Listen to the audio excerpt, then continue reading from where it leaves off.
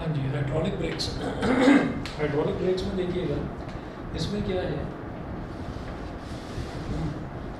हाँ, hydraulic brake consist of a tube capital T containing brake oil. तो brake oil जो है वो एक तो फ्रिक्शनलेस होता है पहली चीज़, और दूसरा जो है वो इनकम्प्रेसिबल होता है।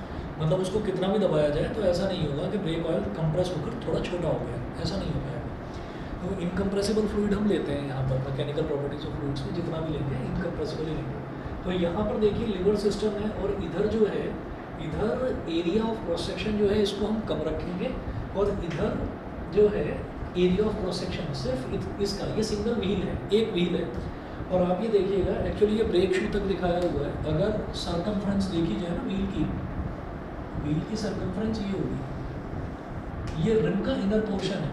और होता क्या है कि जब हम ब्रेक को प्रेस करते हैं तो ब्रेक को प्रेस करने के साथ क्या होता है कि ये जो लिक्विड है ये लिक्विड भी प्रेस होगा, ये लिक्विड प्रेस होगा, और जैसे ही ये लिक्विड प्रेस होगा तो प्रेस होने के बाद ये लिक्विड फैलेगा, और जब ये फैलेगा तो ये जो चीज़ है, ये जो क्लैंप लगे हुए हैं, ये क्लैंप जो है ये खींचेंगे। यहाँ पर जो बीच में है, इधर बीच में भी एक वायर लगा हुआ है, और जब ये खींचेगा तो ऊपर से भी ऐसे खींचेगा और नीचे से इधर वायर लगा हुआ है। तो ऐसा नहीं है कि ये टूट कर अलग हो जाएगा, ये भी ऐसे खींचेगा, और स्प्रिंग यहाँ पर लगी हुई है। किस लिए वो आप अभी समझेंगे। जैसे ही इस पर प्रेशर पड़ेगा ये खींचेगा, तो ये जो ब्रेक शूज़ हैं ये रिम के इनर साइड को टच करेंगे। जो भी व्हील है, कार का जो व्हील है, उसके जो इनर साइड में वहाँ पर ये ब्रेक शू टच करेंगे, और जब ब्रेक शू टच करेंगे तो वो रुकेगा। भाई चलते हुए व्हील में ब्रेक शू टच ही तो करते हैं, तभी तो वो रुकता है, ठीक है। तो है क्या कि हम ये कहेंगे कि अच्छा इसके और इसके एरिया में कोई खास अंतर नज़र नहीं आ रहा, तो हम ये कहेंगे कि ट्यूब है ना, ट्यूब टी, ये ट्यूब टी बड़ी ट्यूब है और ये अलग अलग 4 व्हील्स में कनेक्ट हो रही है। तो एक व्हील ये है, ऐसे ही 3 व्हील्स और हैं। तो ये जो इतना एरिया है ये इससे थोड़ा सा ज़्यादा है, और जब हम 4 की बात करेंगे तो कितना हो जाएगा, 4 टाइम्स हो जाएगा एरिया। तो एरिया ऑफ क्रॉस सेक्शन अगर बड़ा है, जहाँ पर हम प्रेशर अप्लाई कर रहे हैं, तो फिर वो जो प्रेशर है वो ज़्यादा बढ़कर जाता है, इसीलिए हल्का सा ब्रेक टच करते हैं और पूरी गाड़ी एकदम इंस्टेंटली वहीं रुक जाती है, ठीक है। ये होता है ब्रेक, इसका ब्रेक्स का, हाइड्रोलिक ब्रेक्स का कॉन्सेप्ट। तो यहाँ पर ऑनलाइन वाले बता दें, मेरी आवाज़ आ रही है सभी को? Yes sir. ठीक है, एक minute.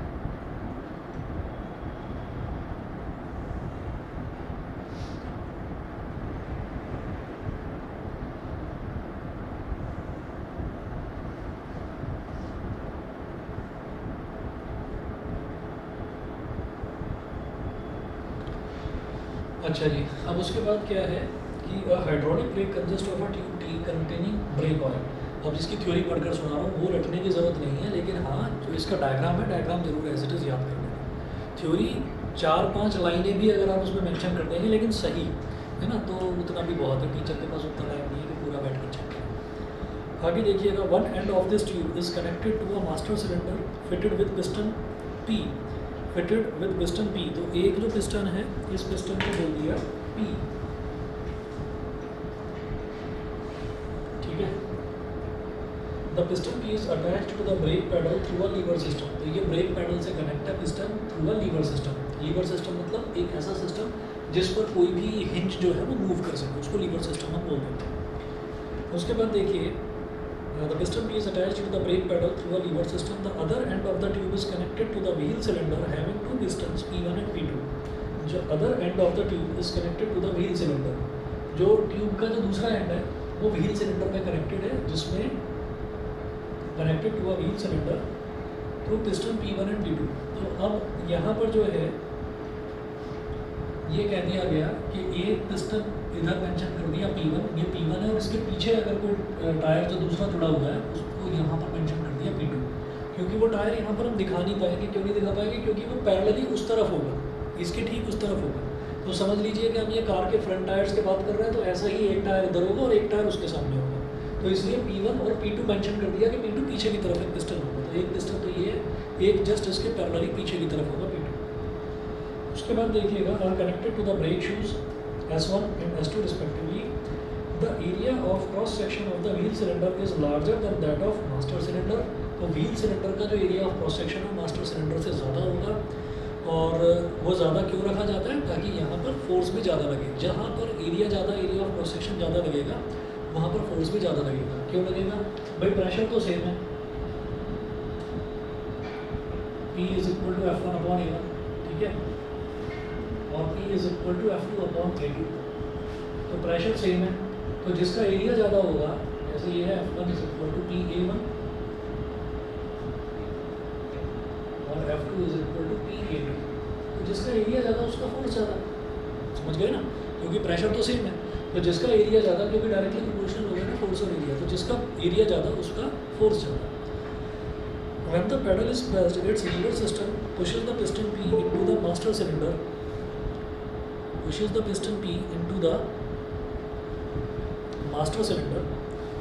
The pressure is transmitted through the oil to the pistons P1 and P2 in the wheel cylinder in accordance with Pascal's law. तो Pascal's law के हिसाब से प्रेशर ट्रांसमिट हो जाता है। उसके बाद हम ये बोलेंगे the pistons P1 and P2 are pushed outwards. तो ये जो पिस्टन है P1 और P2 they are pushed outwards. Outward push होंगे तो ब्रेक शू जो है वो खींचेगा, और ब्रेक शू कहाँ टच करेगा, इधर और इधर, मतलब व्हील के अंदर वाले सर्कमफ्रेंस पर टच करेगा। और उसके बाद क्या है कि आपने जैसे ही पेडल रिलीज़ करा तो प्रेशर भी रिलीज़ हो गया। प्रेशर रिलीज़ हो गया तो ये जो स्प्रिंग है, अब स्प्रिंग वापस अपने हरकत में आ जाएगा। भाई जैसे आपने उसको प्रेस करा तो स्प्रिंग इलॉन्गेट हो गया, स्प्रिंग के अंदर पोटेंशियल एनर्जी भर गई। तो जैसे ही आपने फोर्स लगाना उस पर से बंद करा तो फिर ये स्प्रिंग जो है इसके अंदर रीस्टोरिंग फोर्स डेवलप हो जाती है, तो ये वापस अपनी ओरिजिनल शेप और साइज में आना चाहेगा, तो ये ब्रेक पेडल्स को वापस वहीं ले आएगा, ब्रेक शू को वापस वहीं ले आएगा। समझ गए? ठीक है। अच्छा, the brake shoes gets pressed against the rim of the wheel, thus retarding the motion of the wheel. As the cross-sectional area of wheel cylinder is larger than that of master cylinder, a small force, next page पर आइए, a small force applied to the pedal produces a large retarding force. When the pedal is released, a spring pulls the brake shoes away from the rim. तो जैसे ही आप उसको pedal पर से आपने force लगाना हटा दिया, तो वो जो स्प्रिंग है वो स्प्रिंग वापस से ब्रेक शूज़ को अपनी ओरिजिनल पोजीशन में ले आएगा। ठीक है, अब जरा इसकी एडवांटेजेस देख लीजिए, advantages of hydraulic brakes. First advantage है the master cylinder transmits equal retarding force on each wheel. Master cylinder जो है वो इक्वल रिटार्डिंग फोर्स ट्रांसमिट करता है हर एक व्हील को। So a hydraulic brake operates uniformly and hence prevents skidding. तो master cylinder जो है वो हर एक सिलेंडर को बराबर फोर्स, स्टॉपिंग फोर्स बराबर देता है। अब जब बराबर फोर्स लगेगी तो स्किडिंग से बच जाएगा, कोई भी गाड़ी फिर स्लिप नहीं होगी। ठीक है, इसी तरह से सेकंड है small force applied to the pedal exerts a much larger force on the wheel drums. तो हमें ब्रेक लगाने के लिए बहुत छोटी सी फोर्स लगानी पड़ेगी, और उस बहुत छोटी सी फोर्स से चारों के चारों व्हील्स इंस्टेंटली रुक जाएंगे। It enables the driver to keep the vehicle under control. तो ये ड्राइवर को हेल्प करता है व्हीकल को कंट्रोल में रखने में। ठीक है, आगे चलते हैं। Pressure exerted by a liquid column. अब नेक्स्ट टॉपिक है हमारा pressure exerted by a liquid column, कि कोई एक लिक्विड कॉलम प्रेशर एक्सर्ट करता है। ये तो हमने देख लिया, हमने ये कहा कि जो ये लिक्विड कॉलम है, तो ये लिक्विड कॉलम ही तो है पूरा का पूरा। ये ट्यूब जो है लिक्विड कॉलम है जिसके अंदर लिक्विड फ्लो कर रहा है, तो ये प्रेशर एक्सर्ट करता है। ये तो हमने देख लिया, वो प्रेशर कितना एक्सर्ट करता है हमको वो देखना है। ठीक है, तो उसका एक छोटा सा डेरिवेशन है।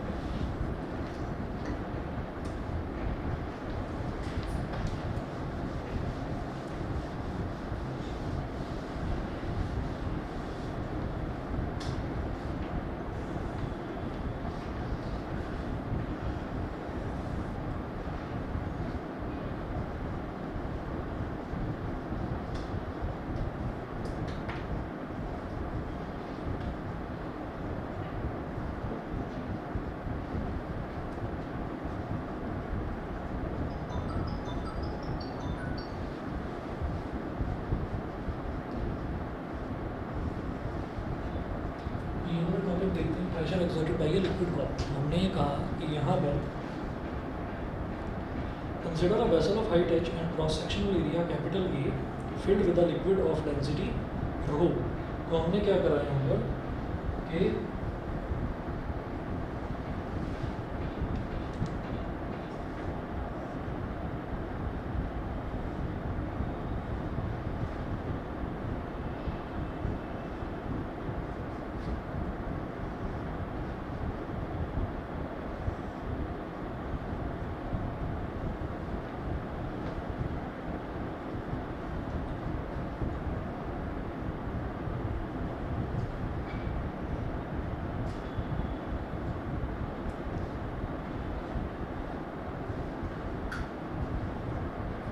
जो बॉटम वाला एरिया है, इस बॉटम वाले एरिया को हमने कैपिटल ए बोल दिया। Area is equal to capital A, ये हो गया कैपिटल ए। फिर यहाँ पर ये जो बॉटम है, अगर मान लीजिए इस एक क्यूबॉइडल वेसल है और इस क्यूबॉइडल वेसल के अंदर कोई भी लिक्विड भरा हुआ है, ठीक है, तो जितना भी उसका लिक्विड का वेट है वो सारा का सारा बॉटम पर आ जाएगा। ठीक है, तो हम यहाँ पर लिख रहे हैं लिक्विड वेट, ऐसे ऐप लगाकर हमने लिख दिया लिक्विड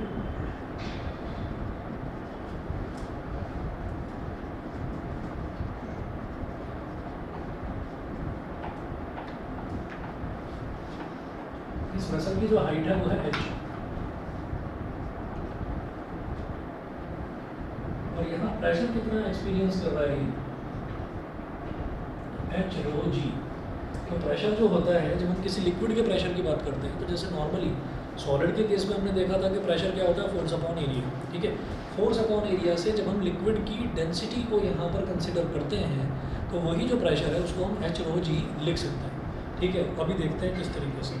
देखिएगा यहाँ पर है वेट ऑफ लिक्विड कॉलम, तो हम ये कहेंगे कि लिक्विड कॉलम का वेट पूरा का पूरा यहाँ पर लग रहा है। कॉलम का मतलब ये है कि इतने सेक्शन में जो लिक्विड भरा हुआ है तो उसका वेट सारा का सारा बेस पर लग रहा है उसका। तो weight of liquid column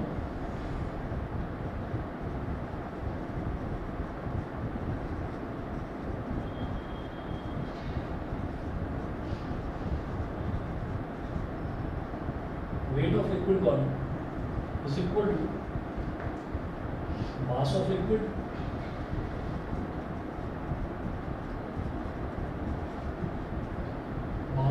into g, है ना, m into g। वेट जो है वो कैसे निकाला जाता है, m into g करके।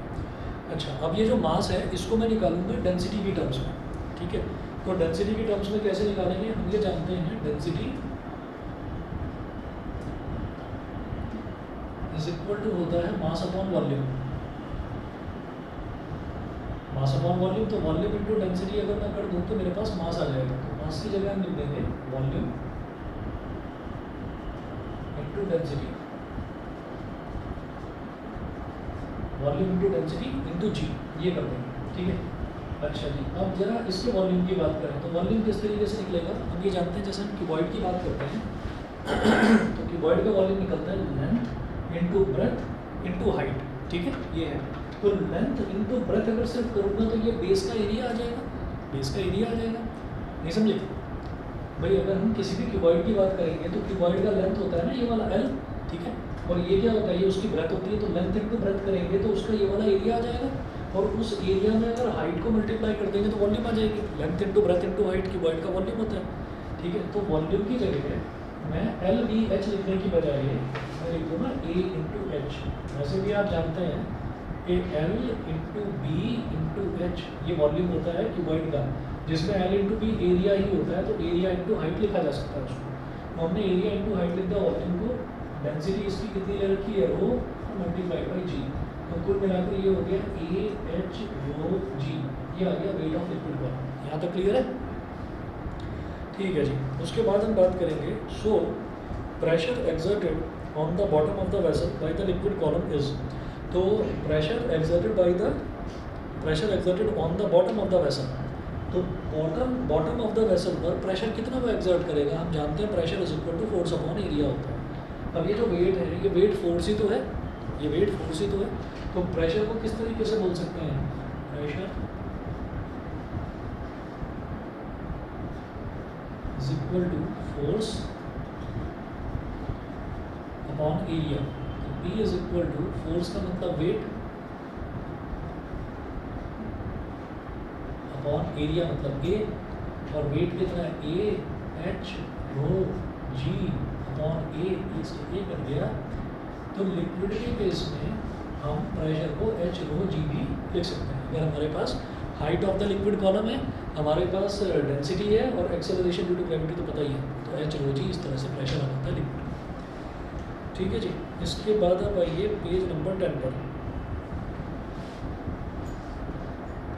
पेज नंबर 10 में है effect of gravity on fluid pressure. तो फ्लूइड प्रेशर पर क्या फ़र्क पड़ता है ग्रेविटी का। तो ग्रेविटी का फ़र्क किस तरीके से पता चलेगा, अगर हम थोड़ा सा ऊपर जाएंगे या थोड़ा सा नीचे जाएंगे किसी भी जगह पर, तो ये थोड़ा सा ना इसमें इसके कुछ प्रैक्टिकल एग्जांपल्स भी हैं। प्रैक्टिकल एग्जांपल्स इस तरीके के हैं कि जैसे मान लीजिए हम अपनी बिल्डिंग की बात करें तो हमारी बिल्डिंग पे कितने फ्लोर हैं, टोटल 14 फ्लोर हैं यहाँ पर, ठीक है। अभी तक जो बनी हुई है शायद 14 ही है, आगे शायद कुछ नई बिल्डिंग्स में ज़्यादा फ्लोर्स भी बन रहे हैं। तो 14th फ्लोर पर अगर कोई पहुँचे और 14th फ्लोर पर जाकर वहाँ पर टैप ऑन करके देखे तो वहाँ पर पानी आएगा बिल्कुल धीरे धीरे से, ठीक है। फिर 13th पर आएगा प्रेशर थोड़ा बढ़ेगा, फिर 12th पर आएगा थोड़ा और बढ़ेगा।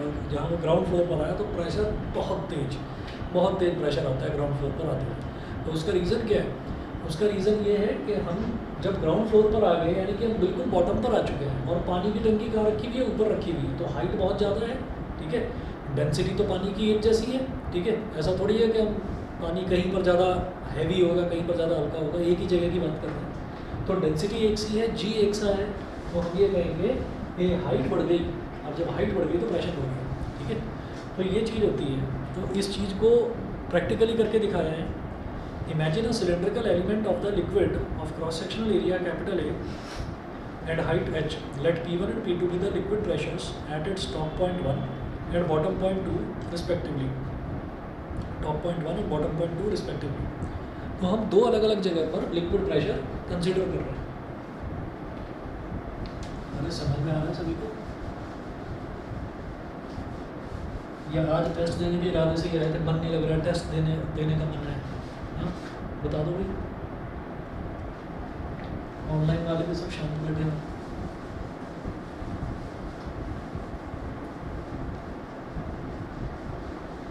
मैंने सुना है सैटरडे की सबकी छुट्टी है।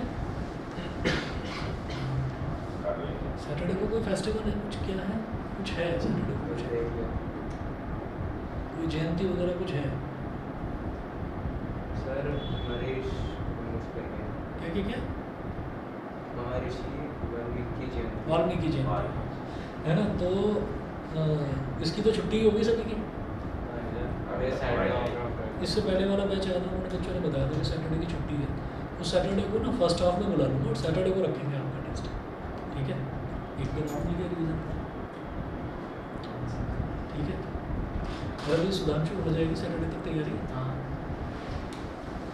ये ऑनलाइन वालों ने सुन लिया कि नहीं?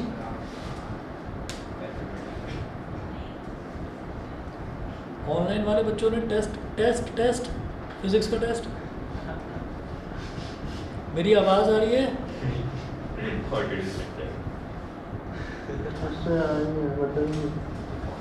अरे वही तो बता रहा हूँ तब से, टेस्ट है सैटरडे को, और सैटरडे को सभी की छुट्टी होगी, मुझे पता है वाल्मीकि जयंती की होती है छुट्टी। नहीं होगी, ज़बरदस्ती चले गए तो बात अलग है ना, जाना मत ज़बरदस्ती। सैटरडे को फर्स्ट हाफ में आना, टेस्ट होगा।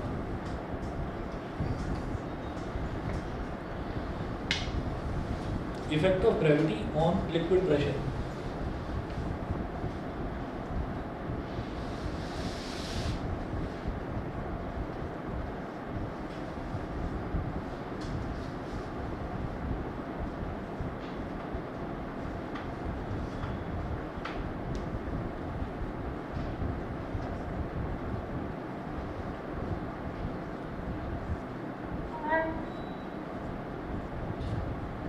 किसकी आवाज़ आ रही है?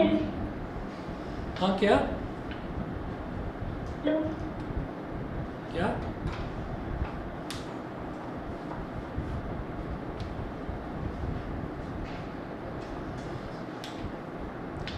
आवाज़ नहीं आई यहाँ पर। Effect of gravity on fluid pressure या लिक्विड प्रेशर।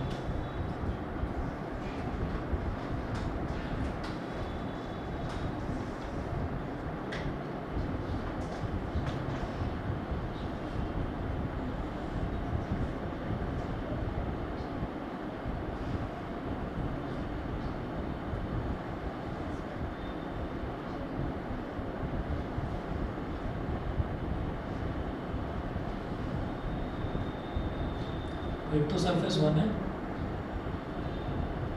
एक सरफेस 2 है, यहाँ पर लगने वाला प्रेशर P2, यहाँ पर लगने वाला pressure P1।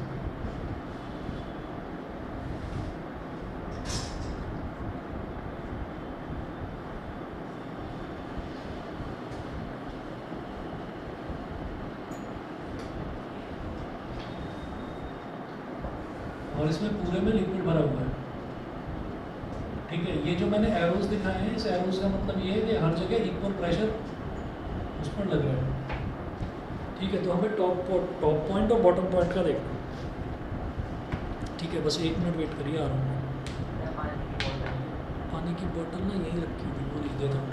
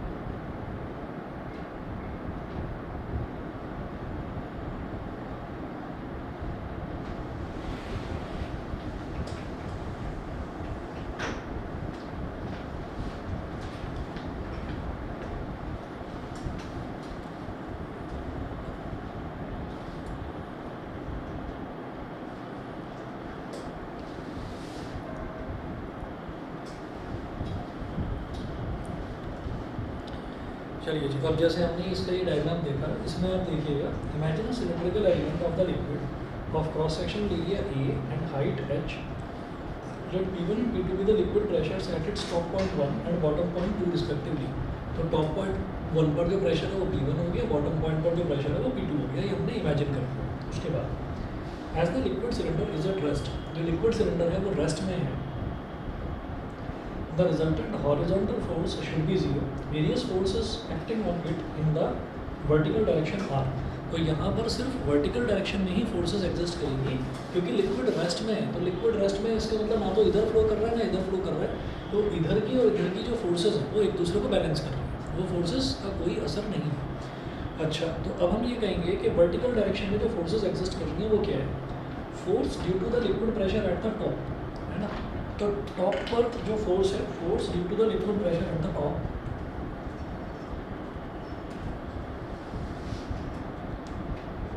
F1 is equal to P1 into A, और सेकंड है force due to the liquid pressure at the bottom, तो F2 is equal to P2 into A। तो जो टॉप पर फोर्स लगेगी वो P1 इंटू ए हो गई, जो बॉटम पर फोर्स लगेगी वो P2 इंटू ए हो गई, ठीक है। उसके बाद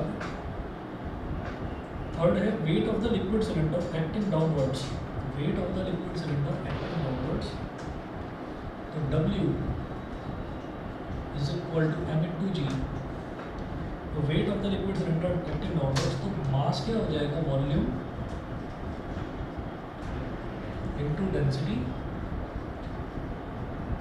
इंटू जी, ठीक है। तो ये हमारे पास हो गया A H रो G। उसके बाद हम ये कहेंगे कि as the liquid cylinder is in equilibrium, तो लिक्विड सिलेंडर क्योंकि इक्विलिब्रियम में है तो net downward force net upward force के इक्वल होगी। Net downward force is equal to net upward force as the liquid cylinder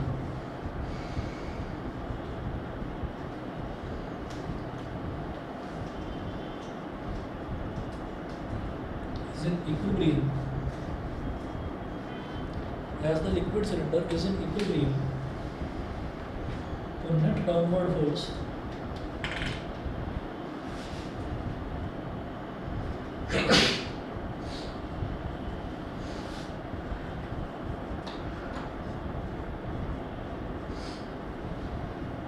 is equal to net upward force, net downward force is equal to net upward force,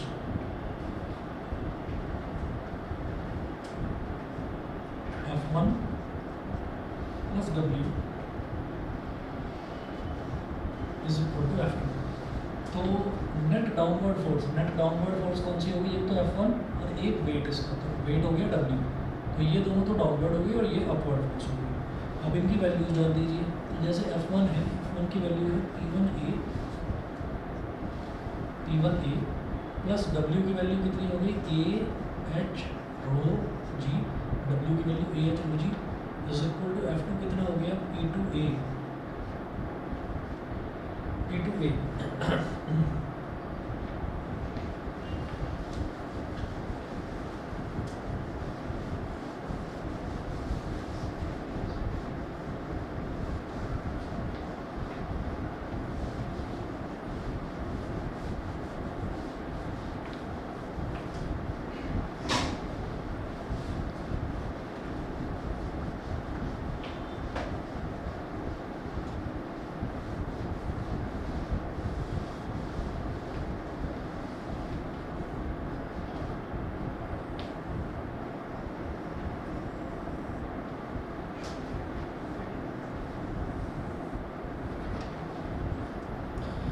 अब इसको इधर ले आइए, P1A minus P2A हो जाएगा, ये P1A minus P2A is equal to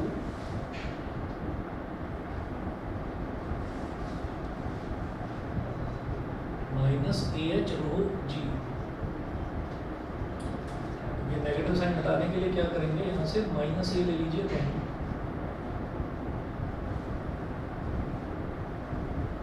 minus से common ले लिया, तो ये P2 माइनस P1 हो जाएगा।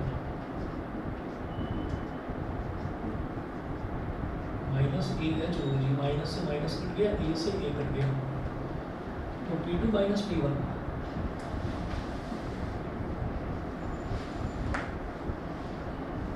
Minus P1 is equal to H rho G।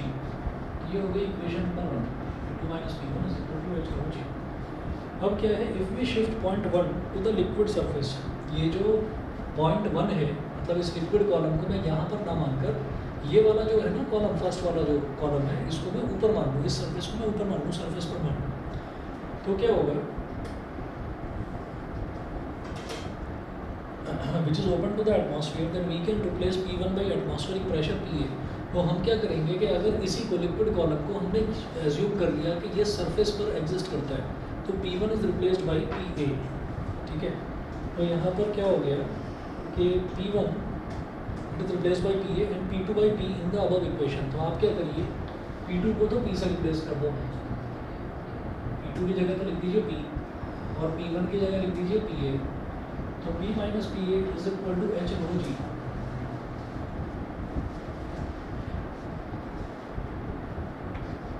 It implies that P is equal to PA plus H rho G। ये हो गई equation number 2, P is equal to PA plus H rho G। ये हो गई equation number 2। 10 first point है, pressure at any point inside the fluid depends on the depth G, depth H। तो क्या है कि जब भी हम कहेंगे कि किसी भी पॉइंट पर हमको प्रेशर निकालना है, तो प्रेशर निकालने के लिए हमको क्या करना पड़ेगा, एक H रो G की तो मेरे को ज़रूरत पड़ेगी ही पड़ेगी, लेकिन उसके साथ साथ हम ये कहेंगे कि भाई उस पर एटमॉस्फेरिक प्रेशर कितना एक्ट हो रहा है। मतलब अगर मान लीजिए हम किसी कंटेनर को लेकर बैठते हैं यहाँ पर इस एरिया में, और हम यहाँ पर प्रेशर कैलकुलेट करते हैं, तो प्रेशर की वैल्यू कुछ आएगी, लेकिन उसके बाद हम क्या करते हैं कि उसी लिक्विड को, सेम कंटेनर को ले जाते हैं यहाँ से कुछ हाइट पर, यानी कि कहीं पहाड़ी इलाके में, पहाड़ों पर ले जाते हैं और वहाँ पर जाकर उस कंटेनर को रख देते हैं और तब उसका प्रेशर मेज़र करते हैं। तो तब जब हम उसका प्रेशर मेज़र करेंगे तो वो प्रेशर थोड़ा सा हमको कम मिलेगा, क्योंकि एटमॉस्फेरिक प्रेशर जितना जितना जितना जितना हम ग्राउंड सरफेस के नज़दीक आते जाते हैं, एटमॉस्फेरिक प्रेशर ज़्यादा होता है, जितना हम माउंटेनियस रीजन्स की तरफ जाते हैं वहाँ एटमॉस्फेरिक प्रेशर कम होता है, ठीक है। तो ये atmospheric pressure H rho G में ऐड हो जाता है, ये इफेक्ट होता है ग्रेविटी का, ठीक। अगला देखिए, सेकंड कंक्लूजन क्या है, P इज कॉल्ड एब्सोल्यूट और एक्चुअल प्रेशर। ये जो P है इसको हम एब्सोल्यूट और एक्चुअल प्रेशर भी बोलते हैं।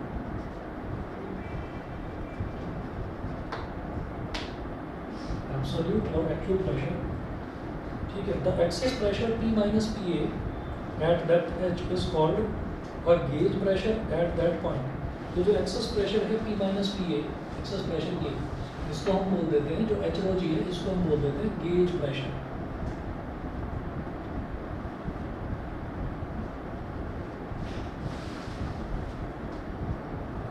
P माइनस PA इसको हम गेज प्रेशर बोल देते हैं।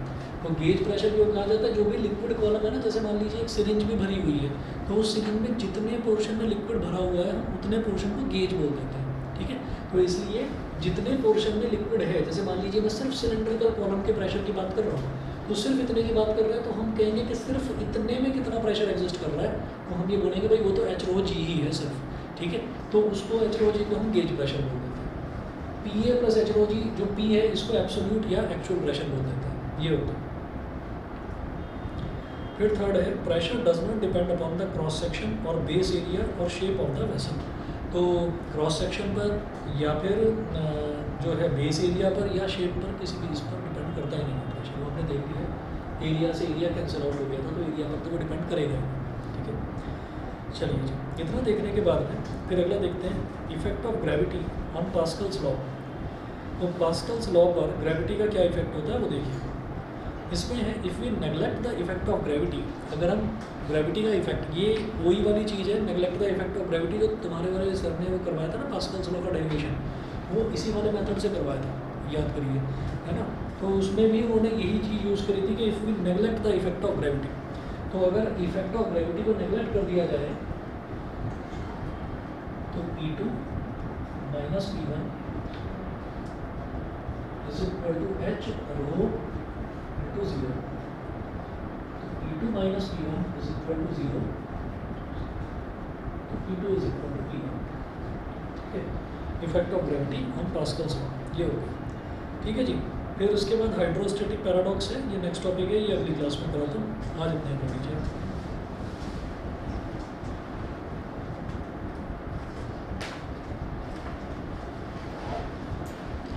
ठीक है. और मैं कल आपको मैसेज कर दूंगा इसके लिए कि सैटरडे को यानी कि परसों जो आपकी क्लास है वो सुबह रखेंगे. क्लास नहीं, एक्चुअली टेस्ट रखेंगे. तो 11 या 12 बजे के आसपास रख लें. इसलिए आप शाम को करोगे क्लास? नहीं, शाम को नहीं रखेंगे, फिर शाम को आप लोग फ्री हो जाएंगे. बताइए 11 या 12 बजे मॉर्निंग में रखें. 12 बजे. 12 1 11 बजे ज़्यादा जल्दी हो जाएगा. 12 1 बजे. ठीक है, मैं 12 या 1 बजे रख लूँगा. ठीक है ना. तो और जहाँ तक है छुट्टी सभी की होगी, तो वाल्मीकि जयंती की होती है छुट्टी. ठीक है. ठीक है, चलो.